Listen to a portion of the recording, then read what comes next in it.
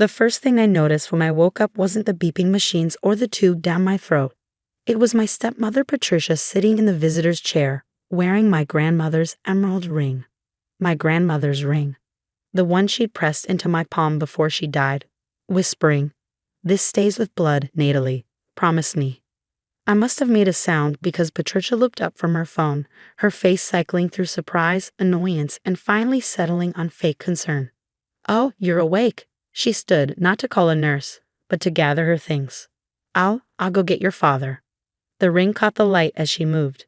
My ring, my grandmother's ring, on her perfectly manicured hand like it belonged there. I tried to speak, but the ventilator wouldn't let me. My last memory was clear though. The tree falling toward Dad during the storm, me shoving him out of the way. The sickening crack as it pinned me instead. 3 months, the nurses told me later. I'd been in a coma for 3 months. Dad arrived an hour later, and I knew immediately something was wrong beyond the ring. He wouldn't meet my eyes, kept fidgeting with his phone, looked older but also guilty. "Natalie," he said carefully, like I might break. "How are you feeling?" I gestured weakly at the ventilator. Obviously, I couldn't answer. "Right, of course. The doctors say it can come out tomorrow." He sat down, still not looking at me directly. There's something we need to discuss, about your grandmother's estate." My heart monitor spiked. The nurse had removed the breathing tube that morning, but my throat was too raw to speak above a whisper. I managed one word. "What?" He finally looked at me then, and I saw it all in his eyes. The betrayal he was about to confess. The justification he'd already built in his mind. "Your sister was here every day," he started. Stepsister. Lauren was Patricia's daughter from her first marriage. We'd never been close. She'd been 20 when Dad married Patricia 5 years ago, already out of college and working at Patricia's real estate firm. She treated our father's house like a hotel and me like the staff. Every single day, he continued. While you were unconscious, she held vigils. She organized meal trains for Patricia and me. She handled things. "The ring," I whispered. His face flushed. "Your grandmother's estate was distributed 2 months ago. We couldn't wait. There were tax implications. And you were," he gestured vaguely at the hospital bed. "Lauren needed the money for her wedding. You know how expensive." "All of it." My voice cracked. Silence. "Dad, all of it." He stood abruptly. "Family is about showing up, Natalie. Lauren showed up. You weren't available. I was in a coma, saving your life. That's not. You don't understand how hard these 3 months have been. Patricia's been beside herself. Lauren's been our rock. We needed to make decisions. You gave her my inheritance. She's family too," he snapped, then caught himself. "Look, when you're feeling better, we can discuss some kind of arrangement. Maybe Lauren would be willing to." "Get out." "Natalie." I reached for the nurse's call button, pressed it repeatedly. "Get out." The nurse who responded took one look at my face, my vitals spiking dangerously, and ushered him from the room. "Sir, you need to leave. Now."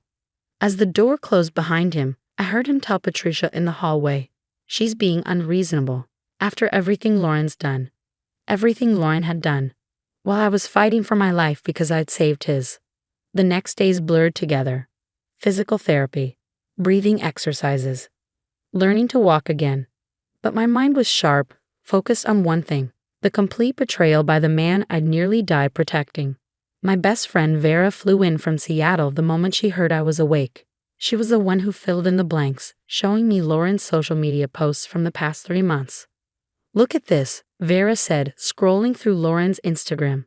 She documented every single hospital visit like she was gunning for sainthood. The posts were nauseating. Lauren posing with prayer hands outside the ICU. Lauren bringing my father coffee with captions about staying strong for family. Lauren wearing designer outfits to her vigils, which seemed to last exactly long enough for a photo op. But one post made my blood run cold. It was from 6 weeks ago, Lauren at the lawyer's office, signing papers. The caption read, "Blessed to be trusted with carrying on Grandma Ellen's legacy. #family first, #grateful heart." She called my grandmother Grandma Ellen. My grandmother, who barely tolerated Patricia and actively disliked Lauren after she tried to have Grandma declared incompetent to manage her own finances. "There's more," Vera said quietly. She pulled up a wedding planning website, Lauren's Wedding Registry. The requested cash gifts started at $500. Look at the venue, Vera continued. I looked, my stomach dropped. That's Grandma's house. Not anymore. According to property records, it was sold 8 weeks ago to a development company. They'd sold my grandmother's house. The house where I'd spent every summer, where she taught me to bake, where she'd built her art studio in the backyard. The house she'd specifically left to me because she knew I'd preserve it, not flip it for profit. How? I whispered. The will. That's the thing, Vera said. I did some digging. Your dad had power of attorney while you were incapacitated. He used it to accept the inheritance on your behalf, then immediately transferred everything to Lauren as a gift. Legally gray, but technically possible. How much? I asked, though I already knew it would hurt. The house sold for $2.8 million. The cash assets were another $1.2 million. Plus the jewelry, the art collection. $4 million, I finished. He gave Lauren $4 million while I was in a coma from saving his life. Vera held my hand while I processed this. $4 million. My grandmother's entire life's work meant to secure my future, fund the art therapy nonprofit I dreamed of starting. Gone. Financing Lauren's designer wedding and Patricia's new Mercedes. What do you want to do? Vera asked. I looked at her, really looked at her. Vera, who'd flown across the country the moment she heard I was awake, who'd spent hours researching what had happened, who'd brought me real food instead of hospital jello and sat through my physical therapy sessions. I want to make a call, I said. The law firm of Chen and Associates specialized in elder law and estate disputes. Mr. Chen himself came to the hospital after reviewing the documents Vera had gathered. This is unconscionable, he said flatly. Using power of attorney to circumvent a will's clear intentions while you were in a medically induced coma. After you were injured saving his life, we have a case. I don't want to sue my father, I said. You're not, Mr. Chen corrected. You're suing to recover stolen assets. Your father made himself complicit, but the target is the recipient of the fraudulent transfer. Lauren, my stepsister who performed hospital visits for Instagram likes while helping steal my inheritance. There's something else, Mr. Chen added. The house sale. It wasn't arm's length. The development company is owned by Patricia's brother. They undervalued it by at least $800,000. Of course they did. The next morning, a different nurse brought my breakfast tray with an odd expression. There's a woman here claiming to be your sister. Should I let her in? No, I said firmly. I don't have a sister. But Lauren didn't take no for an answer. I heard her in the hallway, voice pitched high with indignation. I've been here every single day for 3 months. I have a right to see her. Ma'am, the patient has declined visitors. This is ridiculous, after everything I've done. The vigils, the prayers, the theft. I called out loud enough to carry. You can add that to your list, Lauren. Silence, then the click of heels retreating rapidly down the hallway. That afternoon, Dad returned with Patricia. The nurse tried to stop them, but I waved her off. I wanted to hear their justification. Patricia spoke first, clutching her purse like a shield. Natalie, sweetheart, you have to understand. We thought you might never wake up. The doctors said. I was in a medically induced coma, I interrupted. Not brain dead. The doctors were optimistic about recovery. I have the medical records. But the estate needed to be handled, Dad said. Taxes. Were due in 18 months, I finished. I looked it up. You had a year and a half to wait. Lauren needed. To steal from an unconscious woman? Yes, apparently she did. Patricia's face hardened, the mask slipping. She's getting married. Do you know how much weddings cost these days, and with the market? With the market, Grandma's house was worth nearly $3 million. You sold it for $2 million. They exchanged glances. Caught.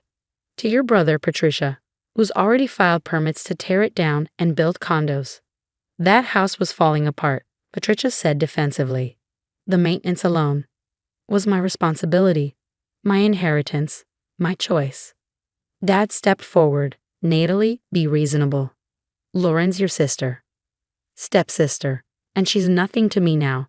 Neither are you. The words hung in the air like a blade. I nearly died saving your life. I continued, my voice steady despite the tears threatening. I shoved you out of the way of a falling tree. I took the hit, and while I was fighting to breathe, you let them rob me. We didn't rob. Get out. I pressed the nurse's button. And know this, I've already hired a lawyer. Every penny Lauren took will be returned, or I'll see her in court. The house sale will be challenged. The jewelry will be recovered. All of it. Patricia laughed, sharp and bitter. You can't prove anything. It was all legal. Your father had every right to violate his fiduciary duty, to commit fraud, to transfer assets in clear contradiction of the will's intent. I smiled coldly. My lawyer disagrees. So does the forensic accountant who's already found the paper trail. Dad's face had gone gray. Forensic accountant. Oh yes. Turns out that when you rush to steal $4 million, you leave tracks. Like Lauren's wedding planner payments starting 2 days after I entered the ICU. Or the house listing going up while I was still critical. Or Patricia's new car purchase the day after the estate closed. You're destroying this family, Dad said quietly. No, I replied, you destroyed it the moment you chose greed over your daughter's life. Security arrived to escort them out. As they left, Patricia turned back one last time. That ring was too good for you anyway. Lauren wears it better. I smiled. Tell Lauren to enjoy it while she can. The police take a dim view of receiving stolen property over $50,000. Patricia's face went white. They'd forgotten that Grandma's ring had been appraised. That I have records, that their greed had made them sloppy. The lawsuit was filed within the week. Lauren tried to play victim on social media, posting about how I was attacking the family that supported me.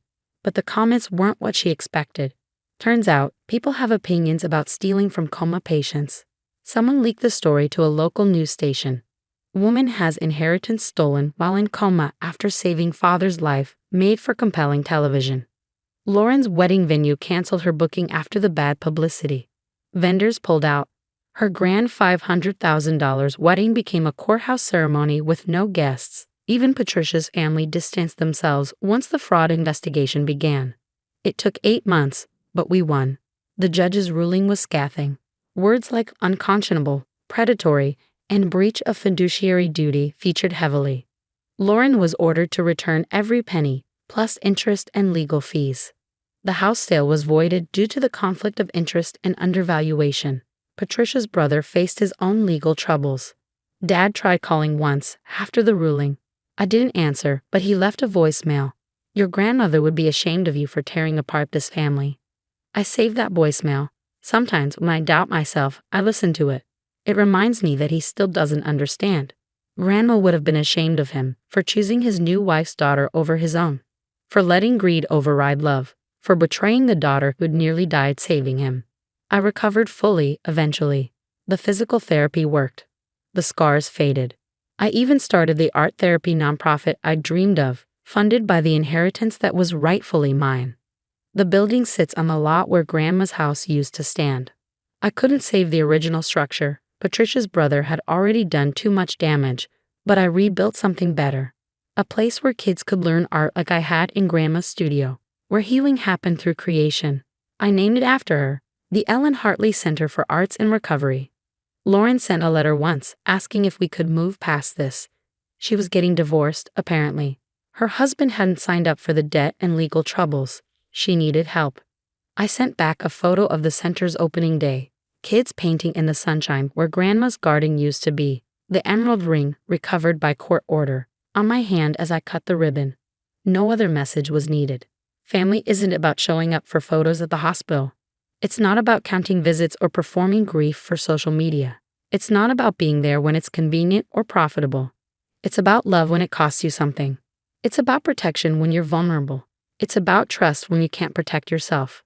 I learned that the hard way, unconscious in a hospital bed while vultures circled. But I also learned that blood doesn't always mean family, and family doesn't always mean blood. The kids at the center call me Aunt Nat now. They hug me with paint-covered hands and show me their art with shining eyes. They trust me to keep them safe while they create. That's family. That's showing up. And that's worth more than $4 million, though I'm glad I got that back too.